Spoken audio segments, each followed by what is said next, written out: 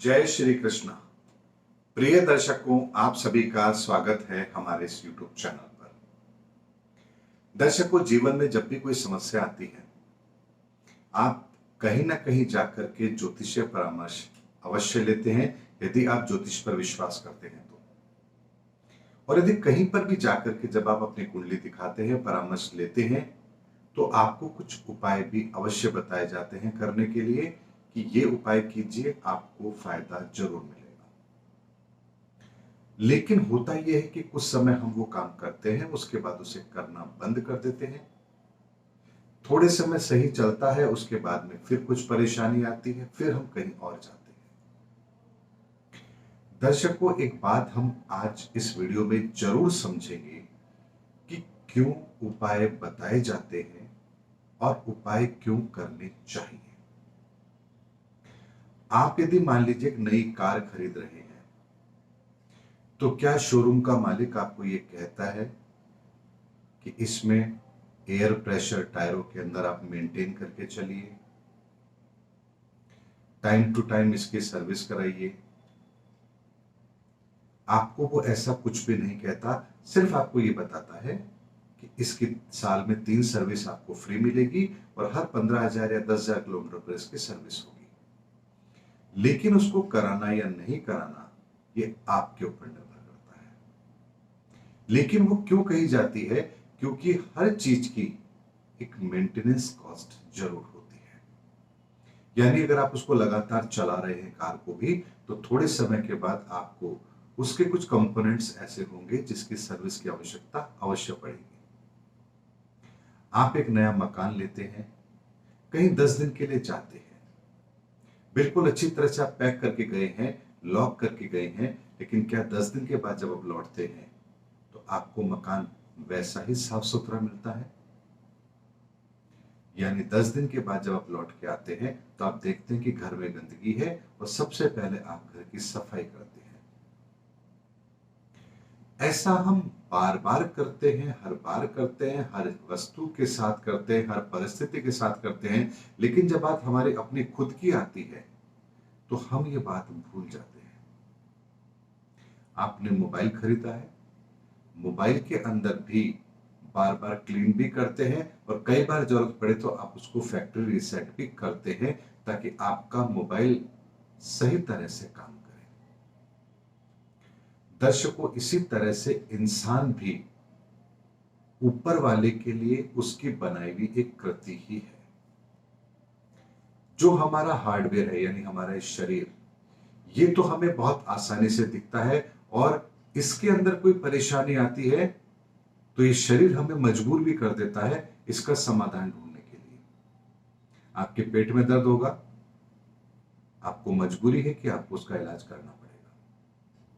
आपके सर में दर्द है, आपको उसका समाधान लेना पड़ेगा, अन्यथा आप परेशान हो जाएंगे। लेकिन ये तो हमारा हार्डवेयर है, ऐसे ही हमारा एक सॉफ्टवेयर भी है। उस सॉफ्टवेयर में यदि कोई कमी आ रही है, वो सॉफ्टवेयर यदि अपडेट नहीं है, तो हमें कितनी तरह की परेशानी आती है, इसका आकलन एक इंसान कभी भी नहीं करता है। अब सॉफ्टवेयर का मतलब क्या होता है? सॉफ्टवेयर का मतलब होता है हमारे कार्य करने की प्रणाली, हमारा सोचने का तरीका, हमारा व्यक्तित्व, हमारा अपना जिंदगी के प्रति एक नजरिया, ये सब जो हमें मिलता है, ये हमें अपने पूर्व जन्म के कर्मों के आधार पर मिलता है और उसी की डीएनए रिपोर्ट होती है आपकी कुंडली। कुंडली बताती है कि आप अपने जीवन में किस तरह की खूबी लेकर के संसार में आए हैं और कौन सा कालखंड आपको किस तरह की परिस्थितियां देगा। ऐसे में हमें भी अपने इसी सॉफ्टवेयर को अपडेट रखने की जरूरत होती है, ताकि हम अपने जीवन के कार्य बेहतर तरीके से कर पाएं और बेहतर तरीके से उनका लाभ ले पाएं। अब यदि मान लीजिए कोई समस्या आपकी है और आप किसी एस्ट्रोलॉजर के पास जाते हैं और वो आपको कोई समाधान बताते हैं, तो उससे होगा क्या? ऐसा नहीं है कि उनके समाधान बताने से आपका काम होगा, बल्कि उनके समाधान बताने से, आपके उस समाधान को करने से आपके ऑरा के अंदर उन सकारात्मक ऊर्जाओं का प्रवाह अधिक होगा जो आपको उस कार्य को करने के लिए प्रेरित करेंगे, मोटिवेट करेंगे या उस कार्य को करने की क्षमता देंगे। ऐसे में हमें एक बात समझना चाहिए कि 9 ग्रहों के आधार पर हमें एक एनर्जी लेवल मिलता है। जहां जिस ग्रह का कॉम्बिनेशन ठीक नहीं होगा, हमारे अंदर उस एनर्जी का अभाव होगा और उसके कारण से ही हम उन कार्यों को बेहतर ढंग से नहीं कर पाते हैं। यही कारण है कि एक व्यक्ति बहुत बहादुर होता है तो एक व्यक्ति बहुत डरपोक होता है। एक व्यक्ति बुद्धिमान होता है तो दूसरा व्यक्ति मूर्ख होता है। ये जो बुद्धिमानी, मूर्खता, ज्ञान, विवेक, बात करने की शैली, ये सब कुछ हमें जो मिलती है वो ग्रहों के आधार पर मिलती है। तभी तो एक ही माँ बाप की संतानों में आपको बहुत बड़ा डिफरेंस देखने को मिल जाएगा, क्योंकि दोनों के जन्म का समय अलग है, दोनों के नक्षत्र राशियां अलग हैं, दोनों की कुंडलियां अलग हैं। ऐसे में जब भी जीवन में कोई समस्या आती है और यदि हमें कोई उपाय बताया जाता है तो वो उपाय आपके जिंदगी के अंदर वो जो समस्याएं हैं जिस कारण से आती हैं उस कारण को कम करने के लिए बताया जाता है। और यही ज्योतिष का एक सबसे महत्वपूर्ण अंग भी है या यूं कहिए साधन भी है, जो आपको परिस्थिति से बाहर निकलने का रास्ता देता है।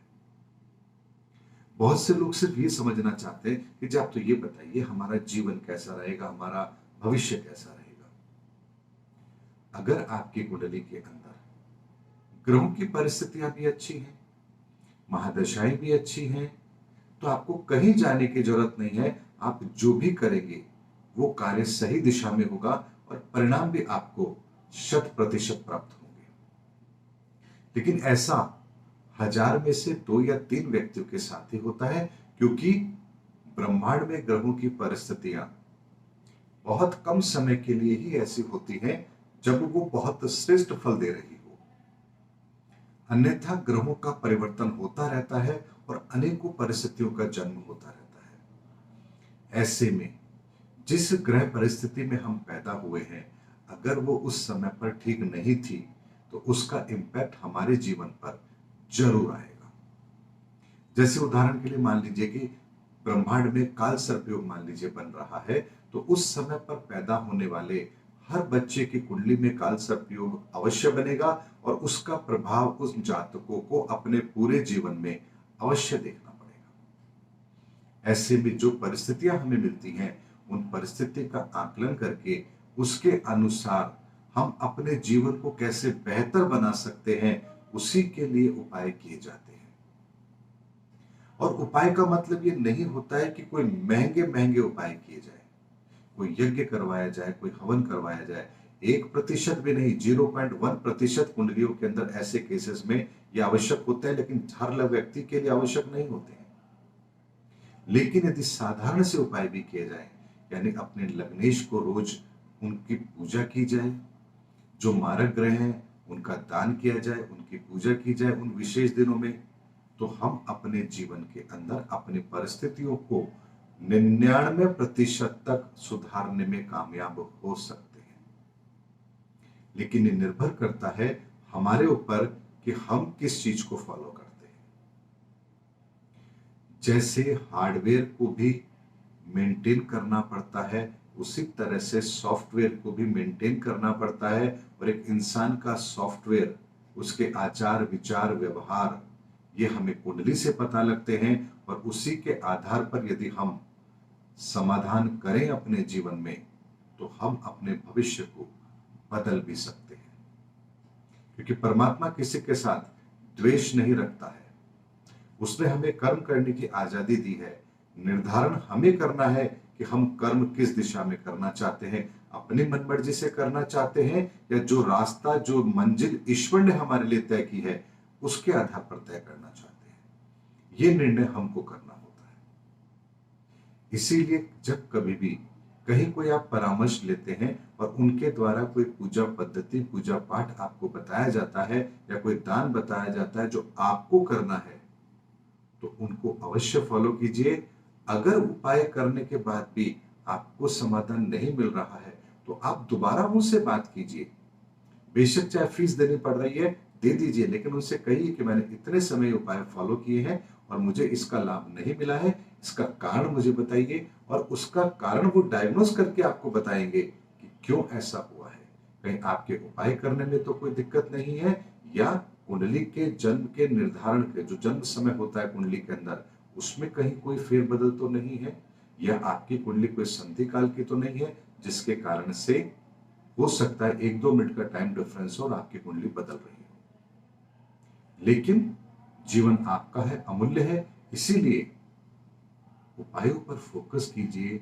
उपाय ही एक ऐसे होते हैं जो इंसान को अपनी परिस्थितियों से लड़ने की ताकत भी देते हैं और जीवन के अंदर अपने जीवन को सुगमता से जीने की ताकत भी देते हैं। एक एस्ट्रोलॉजर होने के नाते मैं पिछले 40 साल से अपने स्वयं के उपाय करता आ रहा हूं, और 40 साल तो मैंने आपको कम बताया है क्योंकि मैं तो 2 साल का था। उसके बाद से मुझे ध्यान है, मेरी दादी जी मुझे रोज ओम नमः शिवाय मंत्र का जाप जब तक नहीं कर लेता था, एक माला नहीं कर लेता था, मुझे पीने को दूध नहीं देती थी। और 2.5 साल की उम्र के अंदर तो मुझे हनुमान चालीसा कंठस्थ याद थी, मैं उन्हें सुनाया करता था। ऐसे में अब चूंकि मेरे वो उपाय मेरी कुंडली के आधार पर बाय डिफॉल्ट थे, इसीलिए मुझे उनका लाभ भी मिला। और 9 वर्ष की आयु के पश्चात तो मैंने रेगुलर अपने उपाय करना आरंभ भी कर दिया था, और वो आज तक मैं फॉलो करता आ रहा हूं।